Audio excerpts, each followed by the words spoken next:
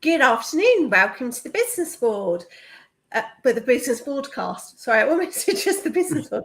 Welcome to the Business Boardcast. So I'm Nikki Larkin, and today I'm really excited because I'm joined by my fellow Business Board and Succession Planning colleague, Nick Phillips. Hi, Nick. Good afternoon, Nikki. Good afternoon, everyone. Super. So what we're talking about today is we're talking about M&A, about what it's like at the moment, but in particular, what it's like for accountancy firms that are looking to sell at the moment. So it's quite a very specific one, but there are some general things in the M&A that can be applicable across to other sectors. So, still hopefully it should be of interest to the wider audience. I'm actually not hosting today. I am going to be grilled by Nick today. I'll just remind you, please do post your questions and comments. Please not too hard. Hopefully you're all tired from Accountex this week anyway. But do say hi, do ask questions. We will answer them. Okay. Nick, hi, welcome to your first business broadcast. I know you're a regular watcher, so nice to see you here. Yes, very excited. Big shoes to fill, but hopefully I can convey some of the thoughts and the comments of the viewers and be on the other side of the camera today. So, fab.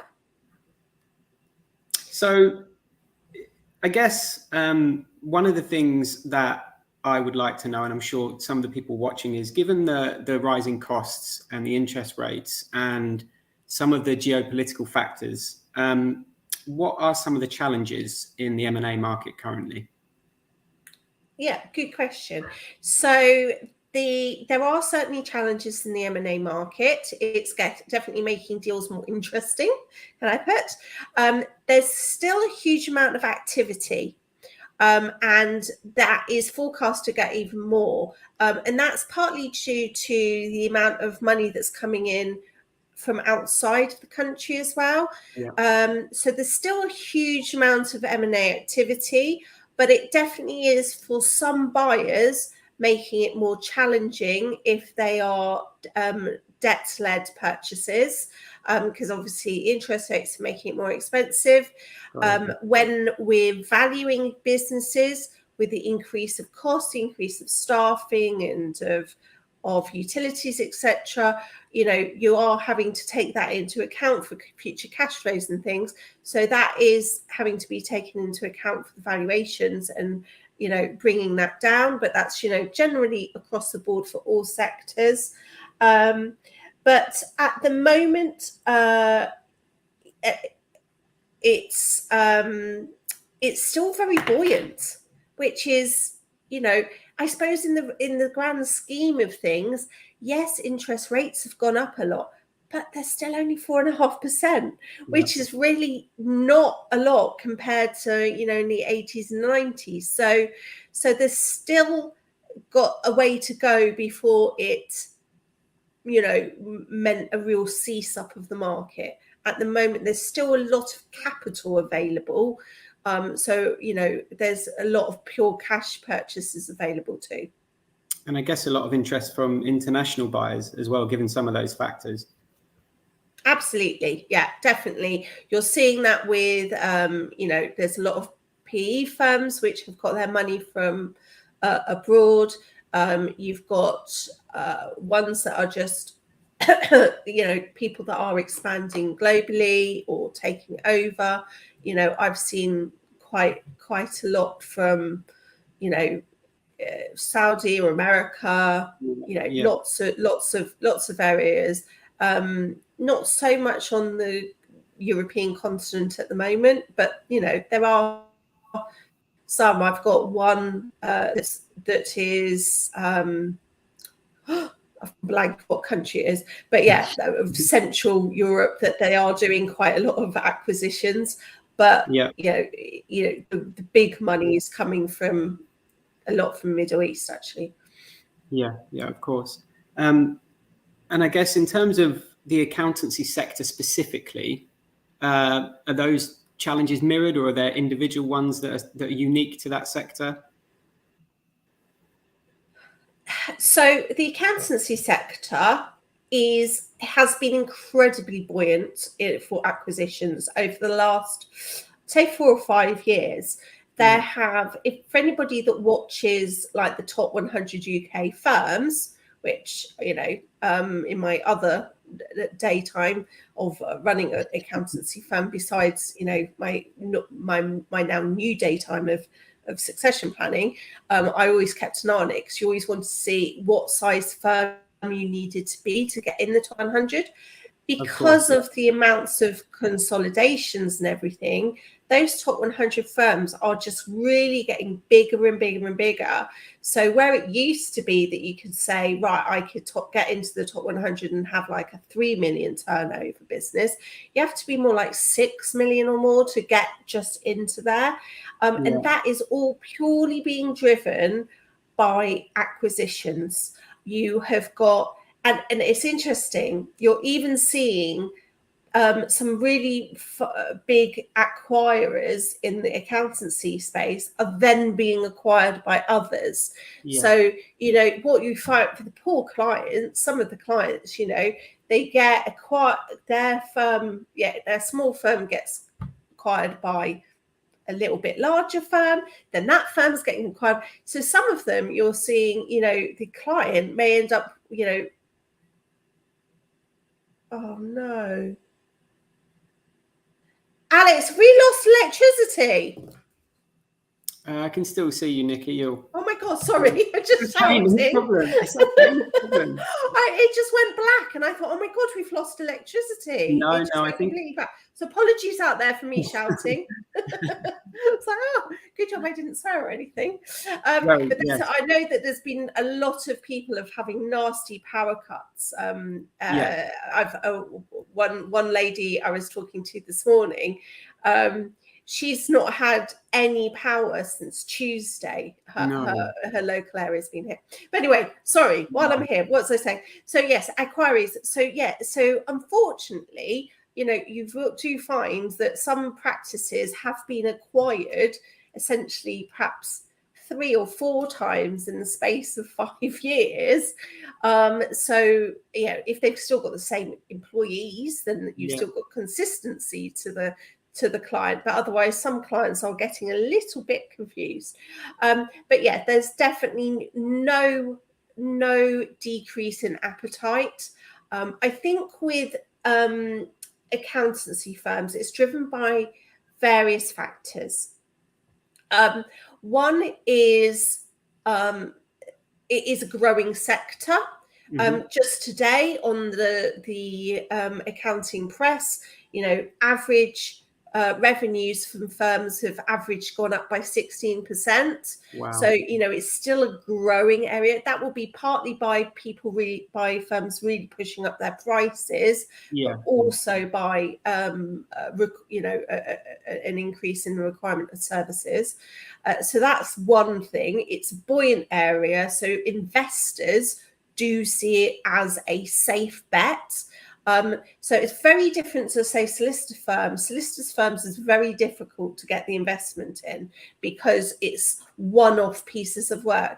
Accountancy firms is a majority of the work is repeat business. Yes, you have got the consultancy side, but generally it's repeat statutory accounts. You have to do them every year. You've got to do your VAT returns every quarter. You've got to do your audits every year. So there's lots of regular business. So it's very predictable, touch wood for people. It's, you know, growing in the margins. It's, you know, there's still a lot. It's seen as a sector with still a lot of growth potential. So that's one why people are willing to invest in it.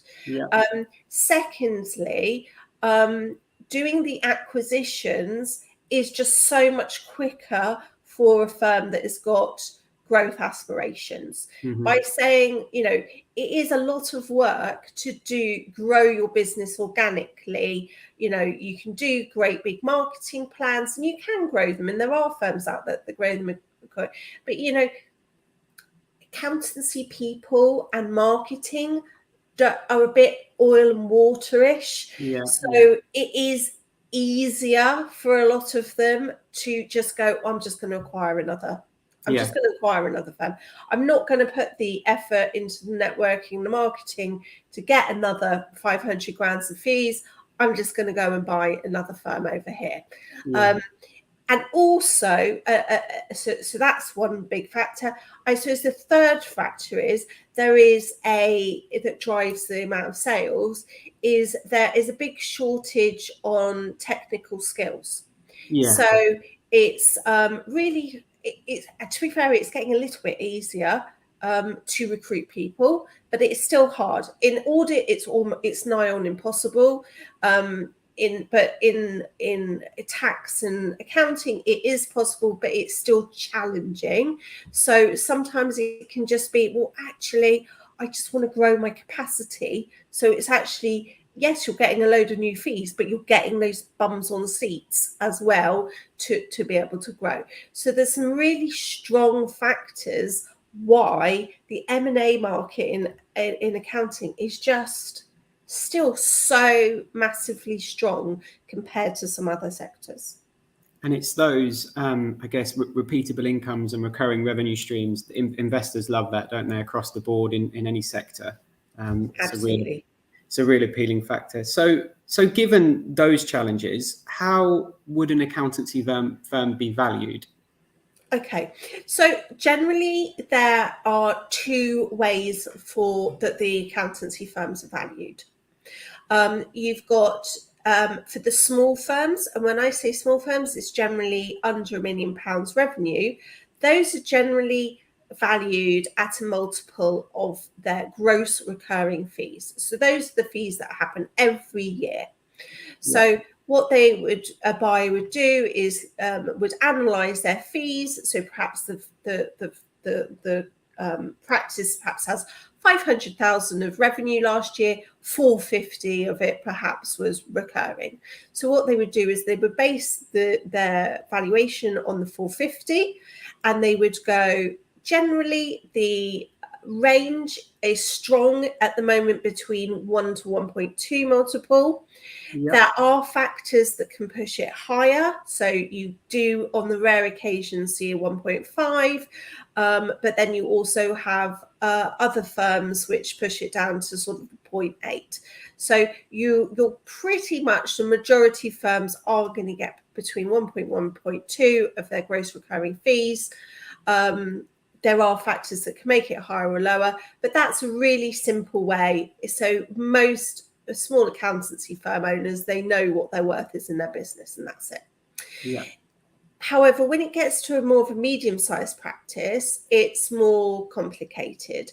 It's generally not done on the gross recurring fees. It's usually done on a multiple of the EBITDA, earnings before interest, tax, and depreciation and amortization. So what you're wanting to do is you need to make sure, if you're a medium firm, that you have got strong profits, so that you can really attract those strong multiples. Now, the multiples will vary. You will regularly be sent out letters saying, oh, they've got such and such as acquiring in your area, and they will acquire for a 5 times multiple. In reality, there are situations where you can get a higher multiple.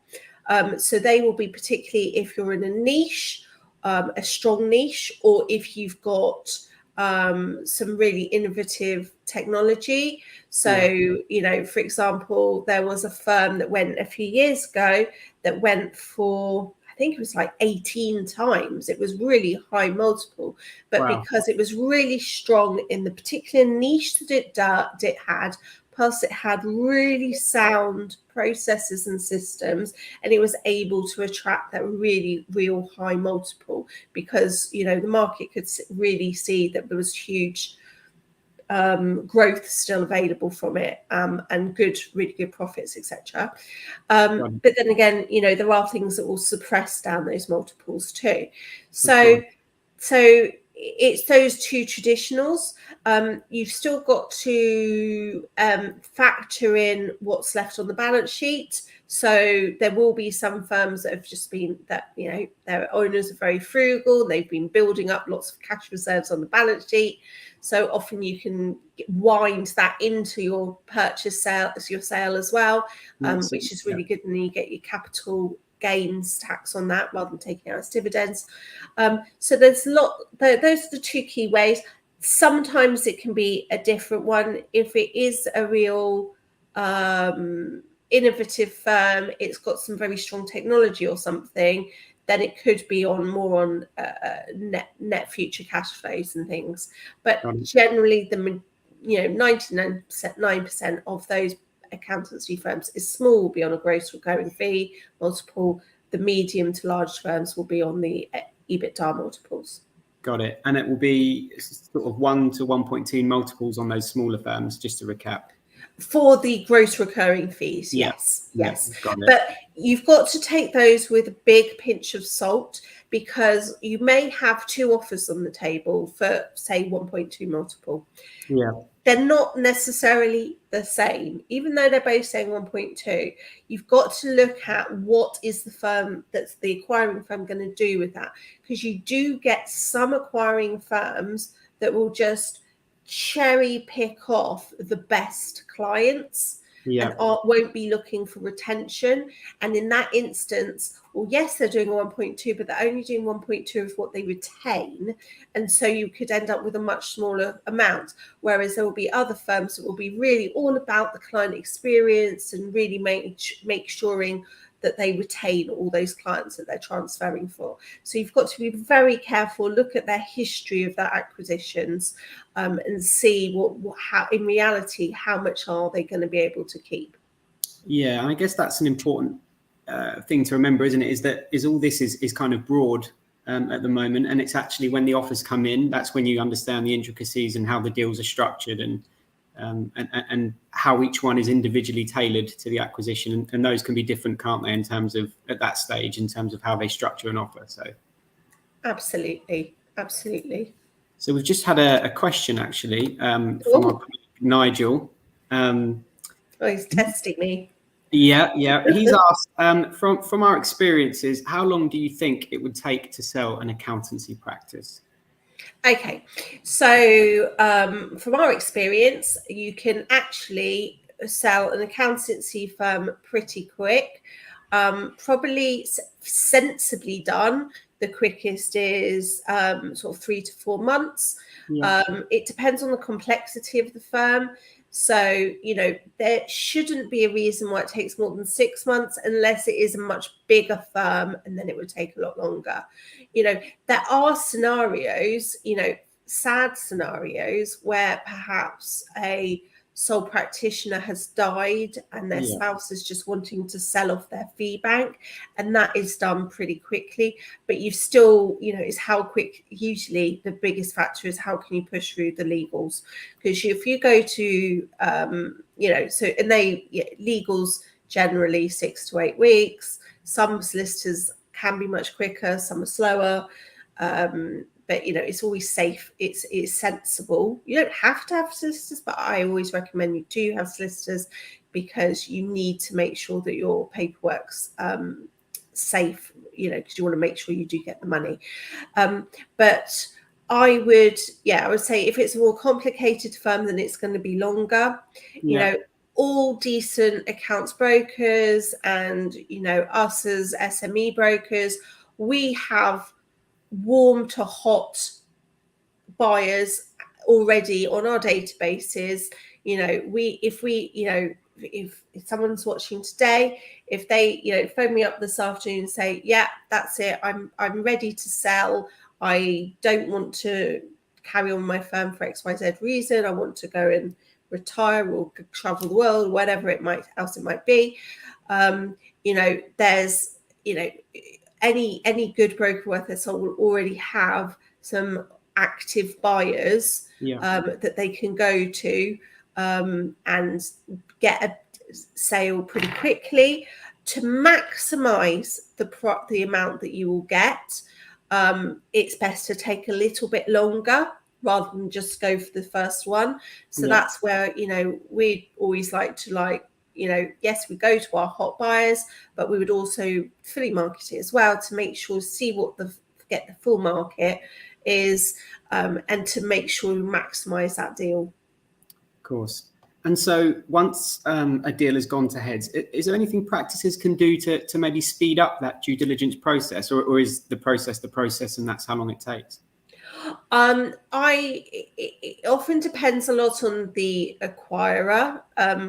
Some will use external people, especially if they've got external investors and things. They might have corporate finance people that are there ready and waiting to do it. I would always recommend to have essentially your data room ready. So make sure that you've got all your letters of engagement easily accessible. Make sure they are all up to date and signed. Also, make sure you've got accounts all up to date, which sounds a bit ironic with accountancy practices. But trust me, with accountancy practices, their number one thing is getting their clients' accounts done first, because they're getting paid for those as opposed to doing their own. So, keep your management accounts up to date. Make sure you've got all your employees' contracts and your consultants' contracts all ready to hand.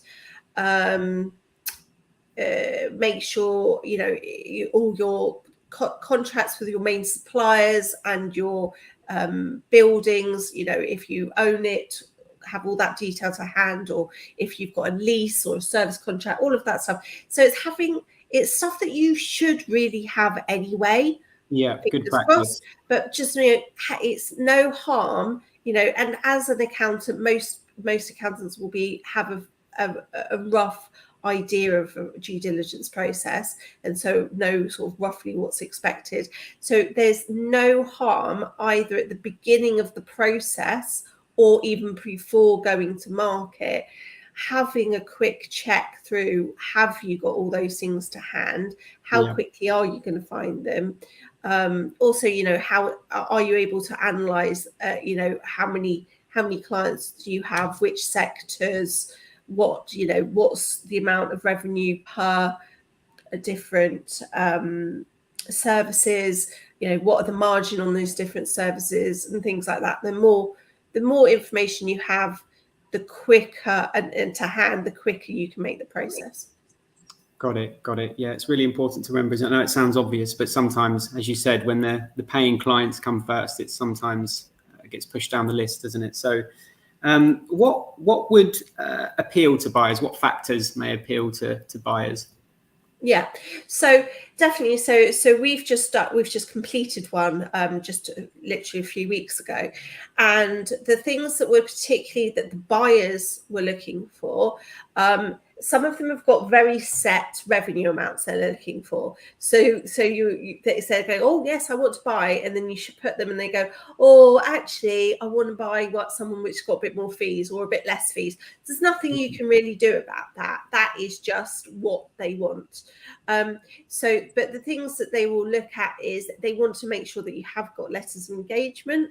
They want to see that you don't have a high turnover of clients, because that is then an indication of not unhappy clients, or they want to see that you've got a good breadth of clients. Yes, they're happy to see new clients, but they want to see that you have had clients for that have lasted with you for 10 years or whatever. They'll be looking at the age of the clients, because also if it's a retiring sole practitioner and they've been running the firm for 30 years, are all of their clients also coming up to retirement age? So, you don't want to find that actually within 5 years, all your clients have also packed up shop. So they will often look at the age of the clients, as in their physical age, not just as in the length of having had them. Obviously, if it's a really big one, you don't go into that much detail. It's more difficult, but you would do that with the smaller practices. They will look at the range of services. So if you've got a really good, strong breadth of this particular areas, which are high margin things, and you've got good people, and so you're getting some really good margin stuff, that really helps. So if you're doing, so if you're a firm that's doing 1,000 personal tax returns, but you're only charging £100 per one, it's not going to be very interesting so much. It's still got a worth, but it's not going to necessarily be as interesting as a firm that's got 300 clients, but their average clients are paying them £5,000 for a variety of services. So they'll look at the sectors of the clients as well. So there's, certain sectors that aren't so appealing. So for example, retail and hospitality, because they'll always be worried, are they going to, have bad debt, or are they going to have really low margins? So if they've got more technology clients or pharmaceutical clients and things like that, it could potentially look more attractive. They're going to look at your actual staff. So, it's important, have you been doing staff appraisals? Are you able to share some really good information? Do you know what qualifications your staff have? Just to be able to say, right, I've got 30 staff and 15 of them are ACCA, and I've got them 5 ATTs, and then I've got 5 support staff, and then I've got 5 CTAs, for example. Being able to have that sort of information, it sounds a bit remote, but it's just showing a level of the level of the people. All important stuff, definitely. So just conscious we've got a few minutes left, and obviously we could talk all day, couldn't we? Obviously. So if you're an accountancy practice watching today, or perhaps not watching but watching later on YouTube, how would you start preparing for a sale?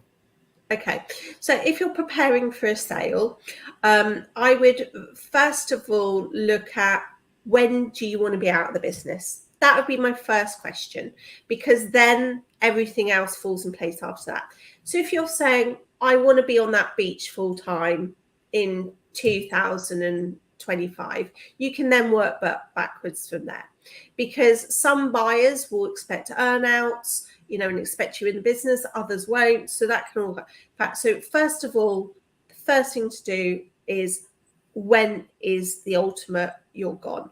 From that, you can then start working backwards, because then you can work out what could the potential earnout period be, how many years worth of accounts. Usually they want to see at least 3 years of the full accounts, sometimes more. So you want to make sure that those 3 years are really good years. So you want to make sure that those are, that they're, or if they're not, then there's good reasons why, because that shouldn't put you off. If there's been something specific, for example, a pandemic, and you can say, look, because the pandemic, this area went down, but it's now all back, it's back to pre-pandemic numbers, etc., then that's all good. So it's making sure that your timeline, look at the timeline of when you want to go, making sure you've got your accounts up to date and they're looking good, and you know what you need to do to get to the number that you want to get to. So if you're going, right, I know that to retire I need to have £1 million, and you've only got revenue of 500,000, well, you need to get on and do some marketing now and start building up that client base so that you can sell your practice for £1 million. So you'd be, I would say, timeline, get your accounts in order, make sure that the valuation, approximately what the valuation of your firm is. If you don't know how to value it, come and speak to someone like me. And we can say, and then we can do the gap analysis of what else you need to do to get to that magic number. And then, just some basic housekeeping, make sure everything is in order, ready, so that that it doesn't scare any buyers off. Got it. And I guess one of the key takeaways there is that there's always a story, isn't there? There's always a justification for any for any gaps or any dips in your accounts or years that were maybe more challenging. So they are what they are, but I guess we can always tell the story behind it, can't we? So it could be a one-off thing because of some challenge that you had, or alternatively, it could be because you were investing in a particular area. So, for example, you decided, right, now's the time to build up an audit practice, and so you had to have years of investment to build that up or whatever. So as long as there's a reason, so that then you can normalize the numbers to justify your end number, then that should be absolutely fine. Got it. All makes sense. Fantastic. Okay. Super. See, that half hour flew by, didn't it, Nick? It does. It really does. Yeah. Blink and you miss it. So so hopefully, thank you, Nick. You were a superstar. We will be using you many more times. That will be the first of many for the Business Boardcast Corner. Thank you very much. So any questions people have got in M&A or practices, please do reach out to Nick or myself. We're delighted to have a chat with you. No obligation. We're absolutely happy to have a chat with you, even if you're thinking it's not going to be for another few years. Absolutely fine. Or and any other sector as well. We cater for all SME sales. I'm just trying to think who's next week. Next week's Business Broadcast, we have, I think it's her third time returning. We have Susan Marie returning, I believe, and it will be some fabulous social media area, probably an update on where what's happening with the algorithms, where to get your best presence. I think, but we look out, that will be available Monday so that you can see the detail of that, but please do book on. We should be booking out for all of our speakers right up until the end of August shortly. So I'll be able to tell you a lot more for going ahead. But I do know we've got a really good one on pensions coming up, all sorts of different things. Another sales one, we've got a time management one, some business finance, all sorts of super fun topics. Anyway, thank you so much, Nick. Thank you everybody that's listening, whether it was live or if you're watching on one of the recordings, watching later. Thank you so much, and have a lovely weekend, everyone. Thanks, everyone.